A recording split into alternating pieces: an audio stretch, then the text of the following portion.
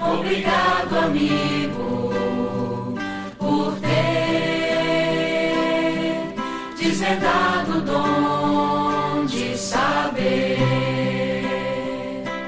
de onde vim, porque estou aqui, para onde vou, como ser feliz,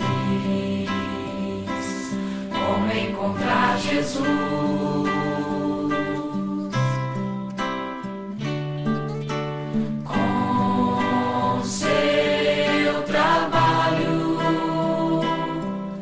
Hoje temos um Consolador que nos trouxe o Cristo, rede vivo, e a nossa fé hoje é raciocinada. Não há mais nada o que temer, apenas caminhar.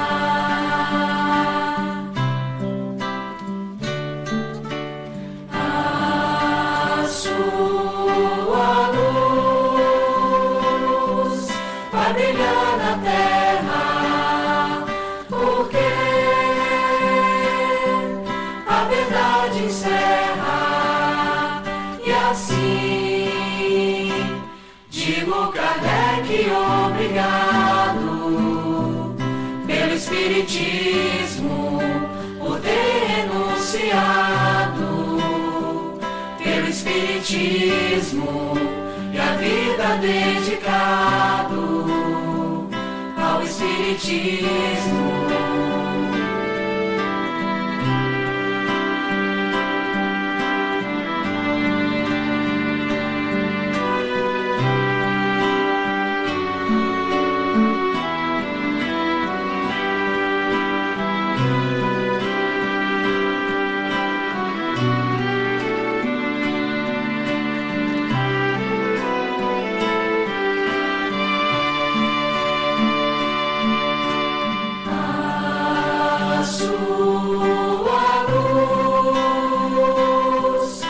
Brilhar na terra, porque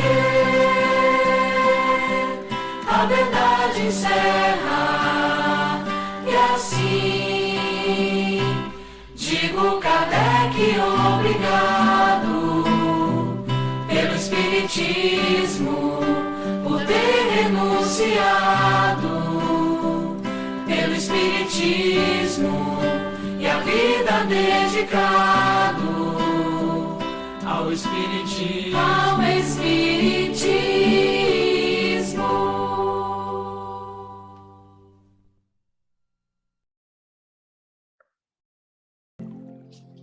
Olá, companheiros da Casa Atmos, Grupo Espírita Atmos de Maricá, que nos convidou para fazer esse estudo sobre o nosso querido companheiro, né? Foi nosso companheiro, sim, que nós estudamos com ele até hoje, Allan Kardec, Hippolyte Léon Denisard Rivailo. Nós vamos começar então com a nossa página que foi aberta agora ao acaso, aqui no livro Minutos de Sabedoria, do Torres Pastorino. Nós abrimos agora ao acaso e a mensagem foi: seja forte e corajoso. Não se deixe vencer pela adversidade, pela doença, pela dor. Saiba que a força divina jamais o abandona, porque está dentro de você mesmo. Reaja com firmeza, porque o auxílio lhe chegará na hora oportuna. A mesma força que está dentro de você dirige os universos infinitos. Tenha confiança e seja corajoso, seja forte, tenha bom ânimo. Então essa mensagem, né, mensagem singela, mas muito profunda, nos dizendo para termos força, para termos bom ânimo, para vencermos as adversidades. Então Então, que nós possamos seguir esse mandamento, né, de Torres Pastorino ali, essa mensagem de encorajamento, de força, e com isso nós pedimos também, somos sempre pedintes, pedimos a essa espiritualidade operosa, aos trabalhadores do Mestre Jesus, pedimos aos mentores da Casa Espírita Atmos, aos nossos mentores em especial, ao nosso mentor, pedimos que nos ampare, que nos intua, que nós possamos realizar a nossa tarefa com bom ânimo, com êxito e com coragem. Graças a Deus. Então, como dissemos, atendendo ao pedido da casa, nós vamos hoje conversar um pouquinho sobre o codificador, né, de nossa doutrina espírita, que é o nosso querido Allan Kardec. Vamos compartilhar a tela, tá, gente? Um minutinho aqui, um pouquinho de paciência. Oba, já consegui aqui compartilhar a tela, tá? Agora vamos para cá. Então, nós temos aqui a figura, né, a imagem do nosso querido codificador Allan Kardec e o nosso Mestre Jesus, nosso querido Mestre Jesus, que sempre nos acompanha e que já tinha anunciado que nos enviaria um outro Consolador que estaria conosco por todos os tempos, né? E esse outro Consolador é o Espiritismo, a doutrina espírita, que nos foi aqui apresentada pelo querido, né, mestre lyonês Allan Kardec. Hippolyte Léon Denisard Rivail. Então, vamos lá. Nós temos aqui o busto de Kardec, essa inscrição está no túmulo de Kardec, mas é o seu lema, né? Nascer, morrer, renascer ainda, né? Somos reencarnacionistas, e progredir sempre, tal é a lei. Então, são as palavras, né, que estão contidas lá no nosso querido Allan Kardec. Vamos então para o próximo aqui, Allan Kardec, Vida e Obra. Gente, vamos ver primeiro, né, quem foi Allan Kardec? Quem foi Kardec? Ele, né, quando foi um sacerdote druida, ele foi um sacerdote da civilização celta, ele foi um druida. Isso foi no ano de 58 a.C. Então, nesse ano, né, 58 a.C., nós tivemos o nascimento desse, no caso, o renascimento, né, porque com certeza já houve outras encarnações, mas nesse ano aqui nós tivemos esse sacerdote druida, né, celta, que viveu na região da Gália. A região da Gália era uma região muito grande, né? Só que a civilização celta estava lá onde hoje atualmente é a França, e onde foi renascer depois o nosso querido professor Rivail. Passando lá, vamos voltar um pouquinho aqui ainda para ele, faltou isso aqui. Essa daqui é uma imagem, gente, que não é do Allan Kardec. É uma imagem que a gente tirou, inclusive, do filme O Senhor dos Anéis, que mostra um sacerdote do povo celta. Então, mais ou menos se assemelharia. Nessa época, né, que ele era esse sacerdote, vale salientar que os sacerdotes, os druidas, eles eram educadores, eles eram juízes, eles tinham assim eles eram de uma importância muito grande mesmo. E eles tinham, né, todo esse conhecimento, essa religiosidade, tinham isso tudo, tá?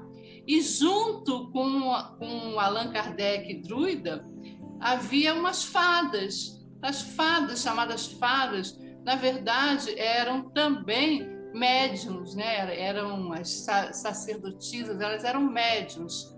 E depois, quando o Allan Kardec, aqui, né, o sacerdote, foi reencarnar lá na França como o nosso professor Hippolyte Léon Denisard Rivail, ele também foi acompanhado por essas moças, né, essas mulheres, essas que nessa ocasião eram fadas, e depois lá ficaram sendo as médiums de Kardec, tá? Vamos lá. Depois nós vamos passar, vou prestar atenção aqui, porque às vezes eu dou um toque e passo 2. Vamos dar um salto, né? Lá foi no ano de 58 a.C. Aqui nós estamos em 1369. Jan Hus. Quem foi Jan Hus? Jan Hus foi um teólogo. Ele nasceu na região da Boêmia, atual República Tcheca, que a capital é Praga. Então ele nasceu lá. Ele era filho de camponeses muito pobres e foi então estudar no colégio religioso, né? Entrou lá para teologia, para estudar os ensinos religiosos, né? Que era uma forma dele poder estudar, já que seus pais eram de poucas posses financeiras, né? Materiais. E Jan Hus morreu em 1415 e ele foi um antecessor, ou seja, uma das encarnações, uma das vidas do professor Hippolyte Léon Denisard, a reencarnação, no caso, do Allan Kardec druida. Então, também reencarnou como um teólogo, um religioso, também professor lá na República Tcheca, né? Naquela localidade, um professor sendo muito respeitado, escrevia artigos, escrevia muita coisa, e ele foi um precursor do protestantismo. Por quê? Ele protestou, ele foi contra as atitudes que o clero tomava naquela época, principalmente com as indulgências, né? A gente sabe que existe até hoje a cobrança financeira, monetária, para se obter os recursos celestes, né? As benesses do céu. E naquela época, então, muito mais, né? As indulgências. Então, eles pagavam, aqueles poderosos, eles pagavam grandes quantias à igreja para que pudessem ter um lugar no céu. E Jan Hus foi contra isso, ele sabia que isso não era real, né? E foi contra esses poderes, e por causa disso ele foi perseguido. A gente tem aqui, morreu em 1415, tá? Vamos lá, ele foi doutor em teologia e também reitor da Universidade de Praga, que é a atual Tchecoslováquia. O precursor, como nós já falamos, do movimento protestante. Olha aqui, essa foto, gente, é de Jan Hus mesmo, tá? Não é como o outro que a gente tirou de um filme, não. Era a foto dele, de Jan Hus. Mas o que aconteceu com ele? Nós vimos que ele morreu em 1415. Por quê? É uma história longa, mas que a gente não pode contar aqui por causa do nosso tempo.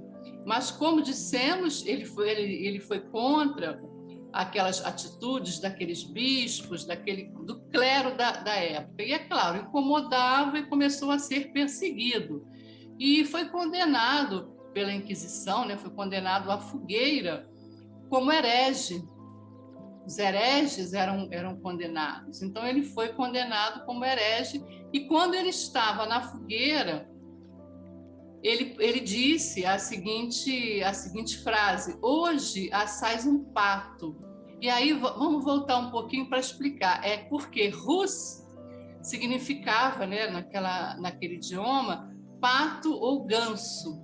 Então, hoje assais um pato, mas dias virão em que um belo cisne renascerá e suas labaredas não poderão ofuscá-lo. Então, já se referindo a Allan Kardec, ou seja, ao professor Hippolyte Léon Denisard Rivail, que renasceria mais tarde. Mas é importante nós colocarmos como todo esse conhecimento, né, gente, desde lá o sacerdote druida, depois aqui o teólogo, o reitor da universidade, inclusive Jan Hus, ele compilou, organizou a gramática tcheca. E depois o professor Rivaio também foi organizar a gramática francesa, da língua francesa. Então, os conhecimentos, a gente já sabe, eles estão adquiridos, né? E eles estão ali armazenados e vão sendo utilizados. Então, foi todo um preparo, né? A gente está falando apenas dessas duas reencarnações anteriores, né, do nosso querido Rivaio, Allan Kardec, porque são as que a gente tem mesmo comprovações aqui nas obras espíritas, né? A gente vê, às vezes, outras informações pela internet, mas como a gente não tem essa confirmação, e aí a gente prefere, então, não colocar, né? Nós temos na revista Reformador, tá? De setembro de 1978. Quem quiser procurar lá, a gente tem 600 anos da desencarnação de Jan Hus. E aí eles falam, né, bastante sobre essa questão do Jan Hus, do nosso professor Rivaio. Então, estamos aqui, vamos passar. O nosso querido Kardec.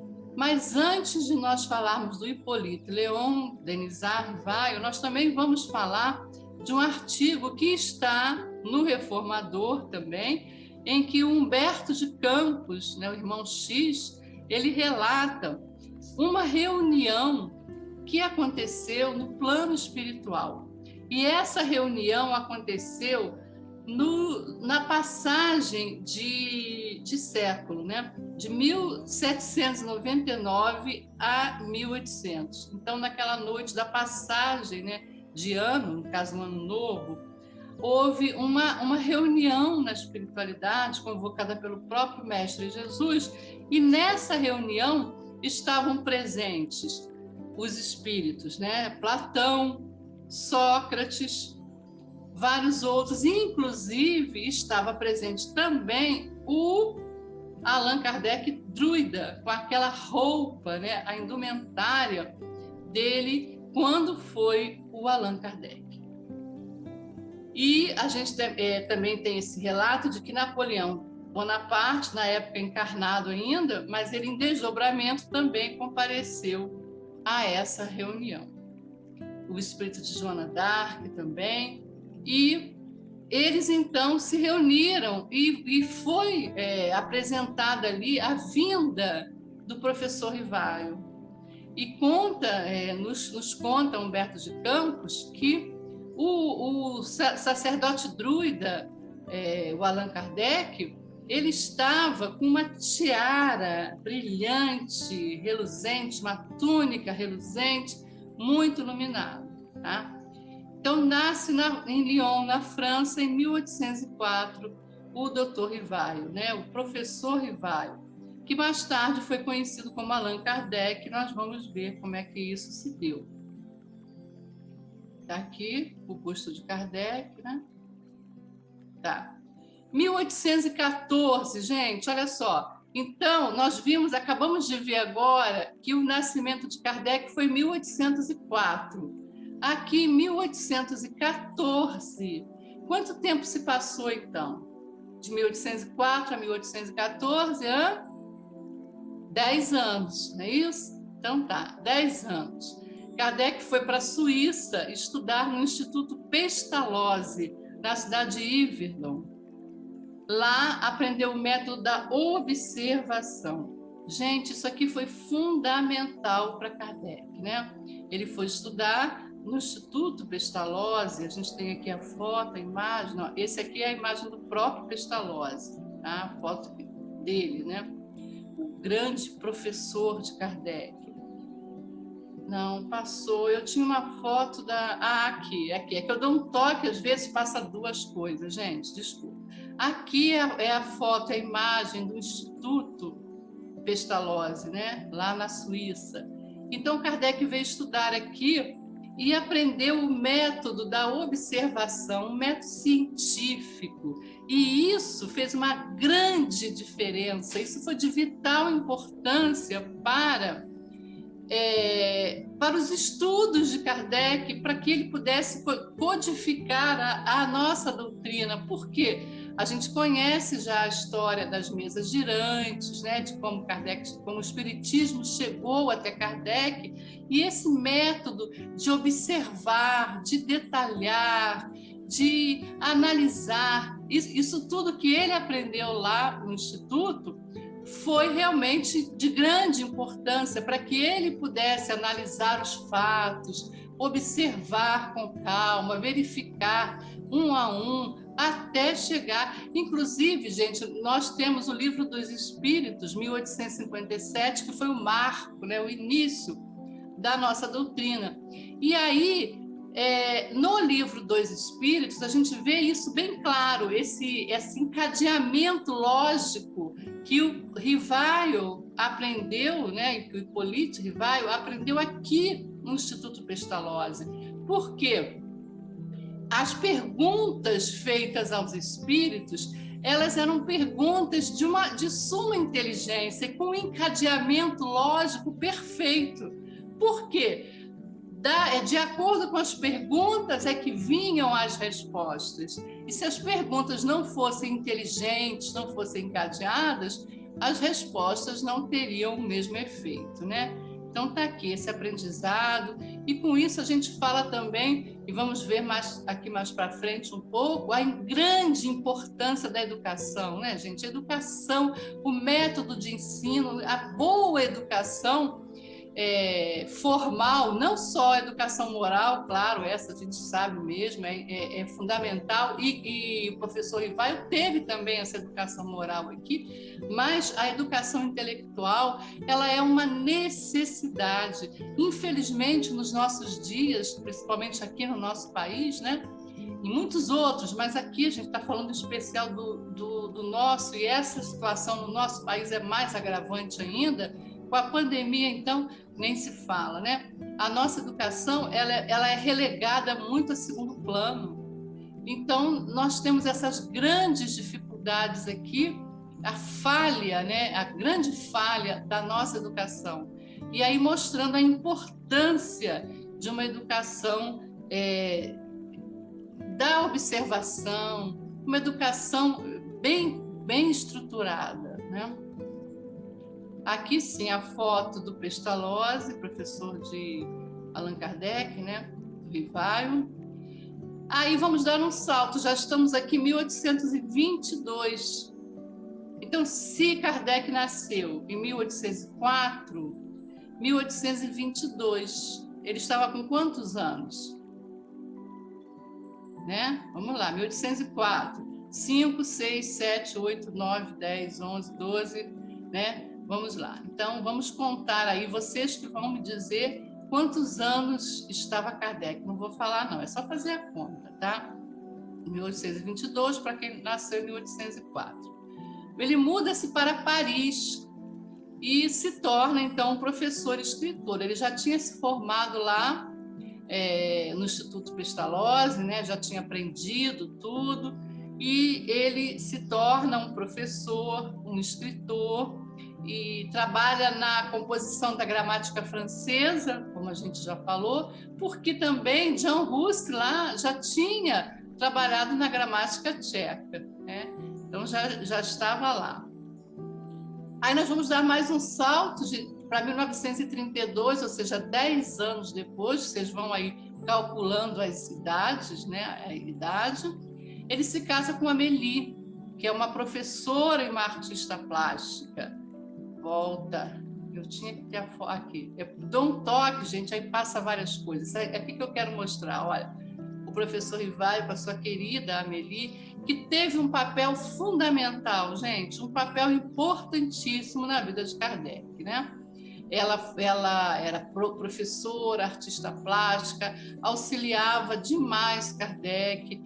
Vejam só, gente, os dois naquela época estudando aqui, lendo, né? À luz de vela, gente. Naquela época não existia luz elétrica, então vocês imaginem só todo aquele trabalho que o professor Rivaio teve com uma vela, com um lampião, né? Nós hoje temos luz elétrica, luz forte, de qualidade, e às vezes não conseguimos, né, dar conta de estudos, de leituras. e a dificuldade que era naquela época. Mas vamos destacar aqui a importância do apoio de Amélie, né? E os dois estudavam, eram professores, davam aula juntos, né?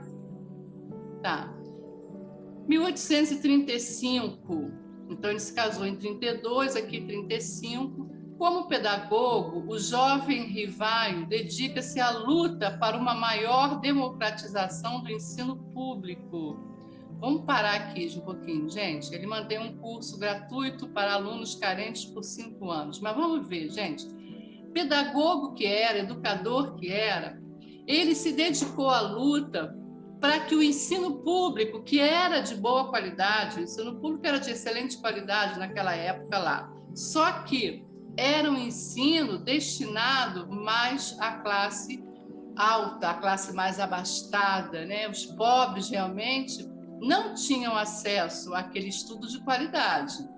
E Kardec, então, no caso do professor Rivaio, ele se dedicou para democratizar, ou seja, para tornar aquele ensino público de qualidade acessível a todos aqueles jovens, né? aos de uma classe menos favorecida.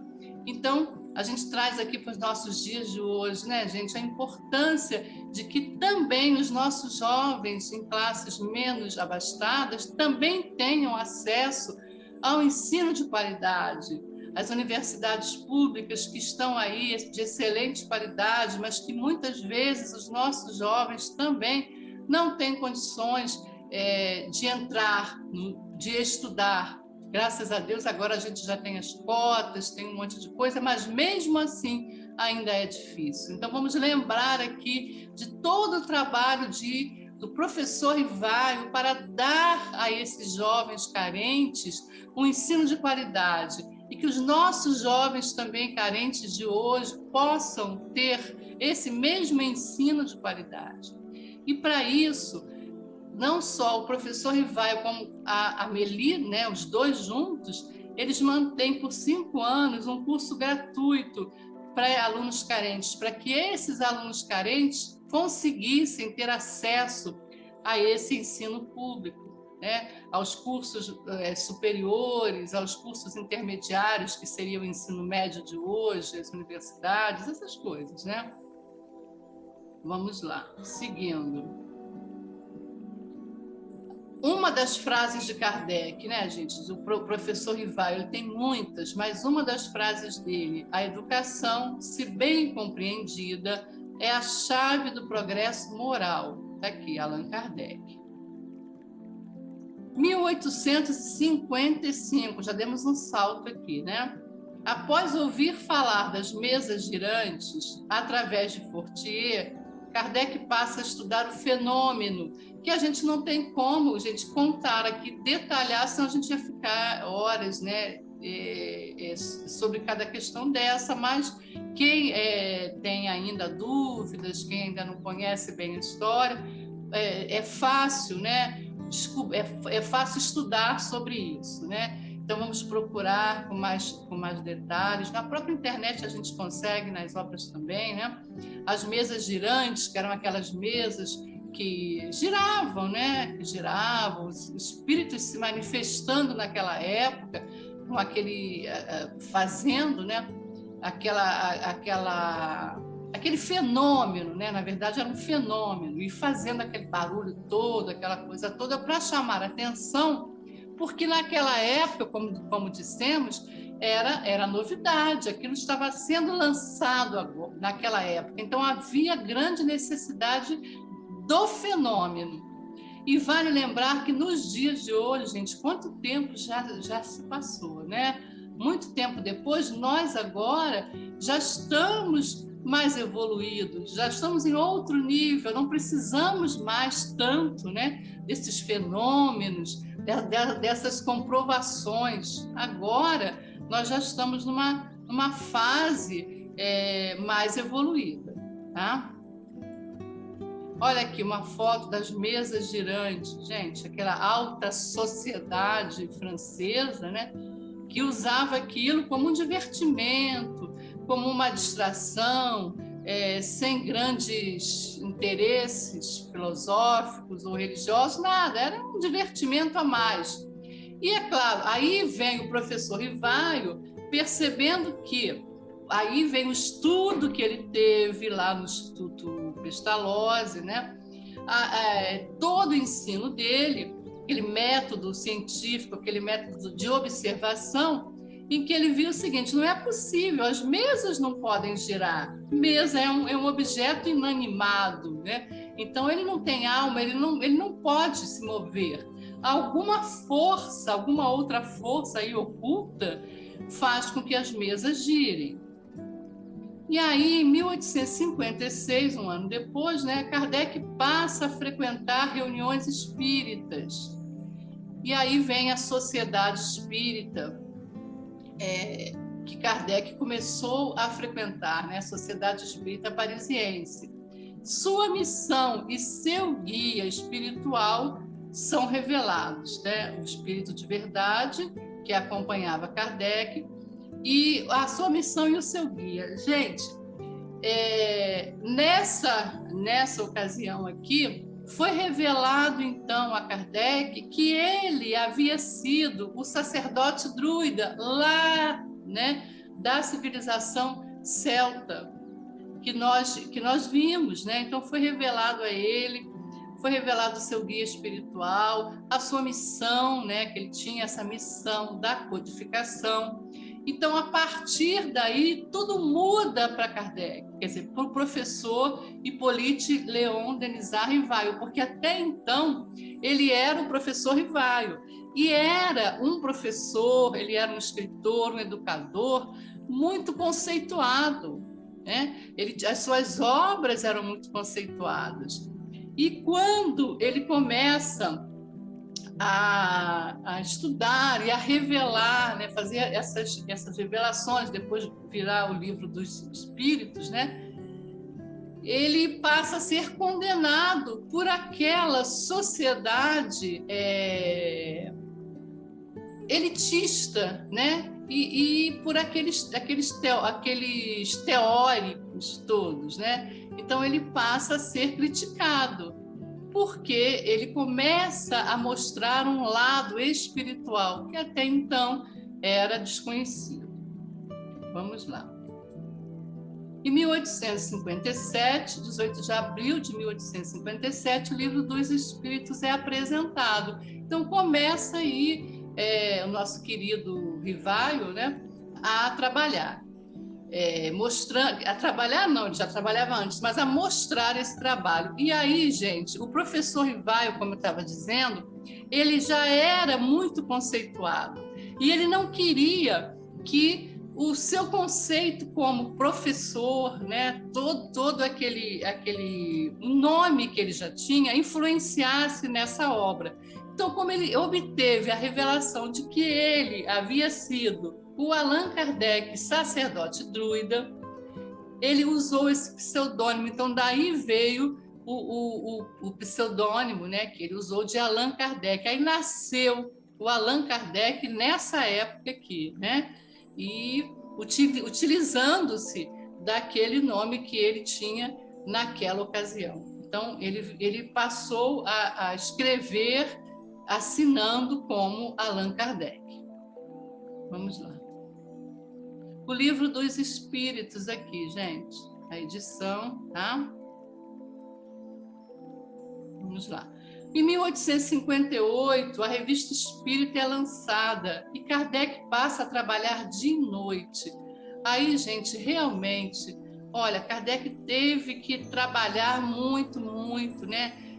Quem assistiu o filme também via isso no filme. Quem não assistiu, nós recomendamos que assista o filme. Ainda se consegue ver, acredito que sim, né? Pela internet, tudo a gente consegue ver o filme e vai ver ele trabalhando incessantemente, não só ele, como a Amélie também, a sua esposa. Eles passam a trabalhar muito.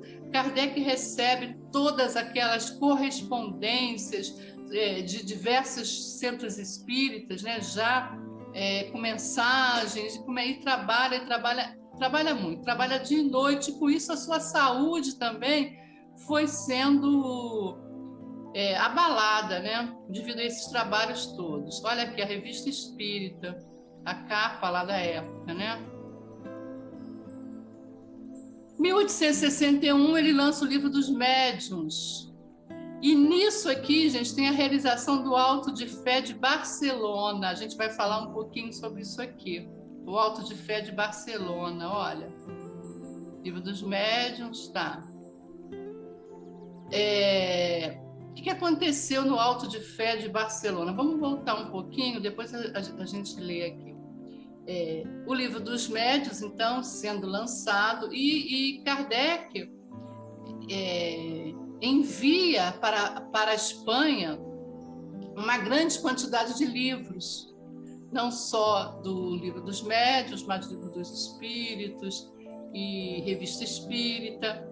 Kardec, então, envia a Barcelona lá, né, manda para a Espanha, e o bispo lá espanhol, ele manda queimar os livros, dizendo que os livros eram hereges, que eles não podiam ser lidos, manda queimar os livros todos. E aí acontece o quê? Aí que nós vamos ver lá, olha. Espera aí.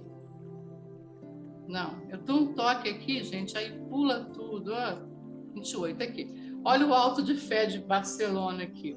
Os livros sendo queimados em praça pública. E aí, os livros eram proibidos. Gente, eles olha, é proibido, nós vamos queimar tudo porque essas obras são proibidas. E o que acontece quando se diz que alguma coisa é proibida? Acontece o quê, gente? Aguça a curiosidade. Falou que é proibido, está queimando, não pode ler não, hein? É proibido, vou queimar tudo. Aconteceu exatamente o contrário do que eles queriam. Olha só, vamos ver o que aconteceu. Espiritismo no Banco dos Réus. Isso aqui foi escrito na Revista Espírita em novembro de 1861. Auto de Fé de Barcelona, que se deu em 9 de outubro, né, 9/10 de 1861. 300 obras de Kardec, dentre elas o Livro dos Espíritos, o Livro dos Médiuns, Revista Espírita, sonetos do Espírito Mozart, etc. Foram queimados. E aí Kardec fala o seguinte: graças a esse zelo imprudente, todo o mundo na Espanha vai ouvir falar do Espiritismo e quererá saber o que é ele. É tudo quanto desejamos. Podem queimar-se livros, mas não se queimam ideias. Allan Kardec. Então, com isso, os livros, as obras, né, elas aguçaram a curiosidade e foram lidas em grande proporção. Foi uma super propaganda do Espiritismo, né? 1864, lançamento do Evangelho segundo o Espiritismo. E nessa época aqui, gente, em 1863, Allan Kardec, ele teve problemas de saúde, ele já estava com problemas de saúde sérios, né? E aí os problemas de saúde se agravaram e os médicos recomendaram que ele fosse para uma estação de águas. Então ele foi para essa estação de águas, muito tranquilo, para poder se recuperar. E nessa estação, ali com toda a tranquilidade, é que foi escrito o Evangelho segundo o Espiritismo, né? Que a obra foi preparada. Então, tudo dentro de uma lógica, de um acompanhamento espiritual muito grande, de muita tranquilidade. Depois, o Evangelho aqui, o Evangelho segundo o Espiritismo. 1865 é lançado O Céu e o Inferno, outra obra, né? Nessa época, O Céu e o Inferno aqui, Justiça Divina, né? 1868, lançamento da Gênese, a Gênese, os milagres e as predições segundo o Espiritismo. 1869, em 31 de março de 1869, Kardec atende a um caixeiro viajante que vai comprar livros. Ao fechar a porta, tem um aneurismo e tomba inerte. Então, aí se deu a desencarnação do nosso querido Hippolyte Léon Denisard Rivail, o nosso Allan Kardec, né? E aí, gente, vamos lembrar lá o Jean Hus. Jean Hus nasceu em 1369, nascimento de Jean Hus, uma encarnação anterior, né, do nosso querido Kardec. E ele vem a desencarnar em 1869, exatamente 500 anos depois do nascimento de Jean Hus. Aqui lá, né, no túmulo de Kardec, né, o busto lá no túmulo de Allan Kardec. Obras póstumas, foi lançado após, né, a sua morte, a sua desencarnação, mas foram escritos, foram trabalhos, todos eles feitos por Kardec, só que não houve tempo de ser publicado com ele em vida, né? Então foi lançado depois, tá? E aqui, gente, os livros, né, os nossos livros todos de Kardec, toda a obra de Kardec, Allan Kardec, 3 de outubro de 1804 e 31 de março de 1869. Com isso, gente, nós encerramos o compartilhamento, paramos o compartilhamento aqui. E isso, gente, foi um pequeno, né, um pequeno esboço sobre a obra, o trabalho do nosso querido Kardec, porque não dá tempo para a gente, como eu disse, esmiuçar cada detalhe desse, né? São muitas coisas, muitos detalhes da vida de Kardec, mas essa é a singela homenagem, né? A nossa homenagem, a homenagem do Grupo Espírita, do Centro Espírita Átmos, né? Irmão Átmos, a esse nosso querido codificador, esse grande codificador da doutrina espírita e que nós desejamos que nunca seja esquecido. E o que se deseja, e não é um desejo nosso pessoal, né? É um desejo de todo espírita, de todo movimento espírita, da Federação Espírita e tudo, é que as nossas casas espíritas, elas sejam cada vez mais fiéis a Kardec, né? Que elas sejam fiéis à doutrina que nos foi ensinada pelo querido codificador. E que as obras de Kardec que nós mostramos aqui, que elas sejam estudadas nas casas espíritas, e sabemos que são, né? Mas que sejam cada vez mais estudadas, analisadas, porque essas obras, elas são atualíssimas, gente, muito atuais, muito mesmo, porque nós ainda não conseguimos compreender toda a obra. É difícil dizer assim, apontar, né, aqueles que já conseguiram ler toda essa obra, toda a revista espírita, todos os artigos. Então, tem muita coisa ainda para ser estudada, para ser lida, e que a gente possa realmente trabalhar cada vez mais nesses ensinos, nessas obras, e nos pautando nesses ensinamentos do nosso codificador, né? Com isso, então, nós encerramos o nosso estudo, agradecendo não só a Casa Átmos, a Maristela em especial pelo convite, pela oportunidade de trabalho, né? Nós precisamos trabalhar, e agradecemos a todos os componentes da Casa Átmos e as outras casas que possam também, porventura, estar nos ouvindo. Agradecemos muito e pedimos, gente, que vamos agora nos juntar, vamos elevar os nossos pensamentos, vamos nos sintonizar em toda essa obra maravilhosa do nosso codificador Allan Kardec, vamos nos sintonizar, vamos juntar as nossas forças, as nossas energias, e vamos, nesse momento, doar essa energia maravilhosa que nós emanamos em prol de todos os necessitados, em especial nesse tempo de pandemia que nós estamos vivendo. Vamos nos unir com esse ideal, e a nossa gratidão e o nosso pedido que esses trabalhadores do Mestre Jesus estejam sempre conosco, nos amparando, nos auxiliando, nos acompanhando. e que nós possamos estar também sempre, né, na companhia deles, né? Então, a nossa gratidão e encerramos por aqui.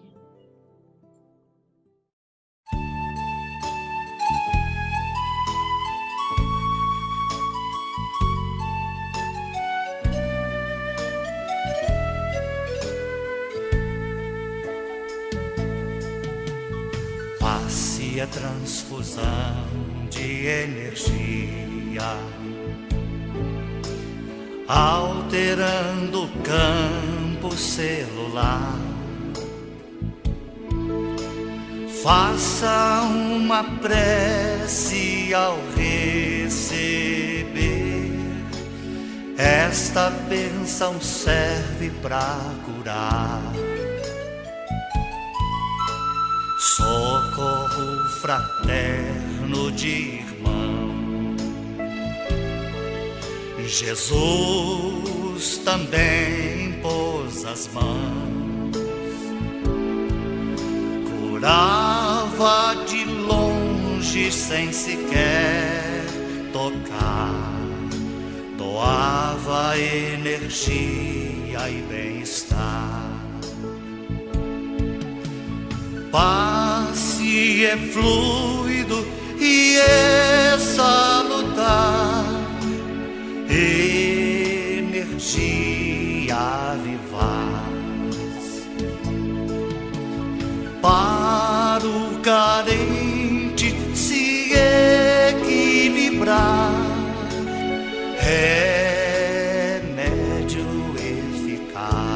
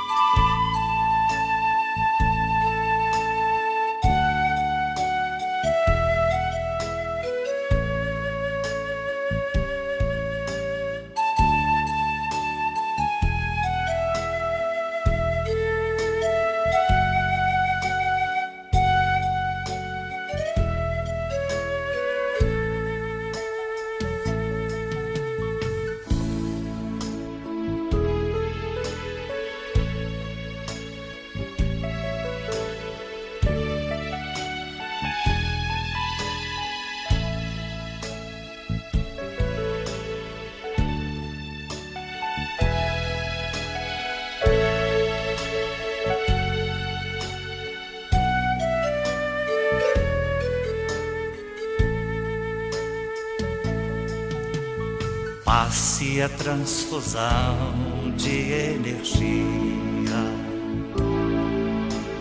alterando o campo celular. Faça uma prece ao receber. Esta bênção serve para curar.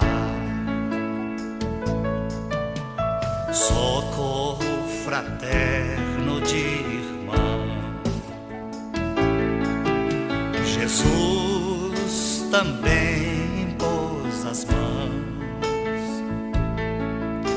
curava de longe sem sequer tocar, doava energia e bem-estar.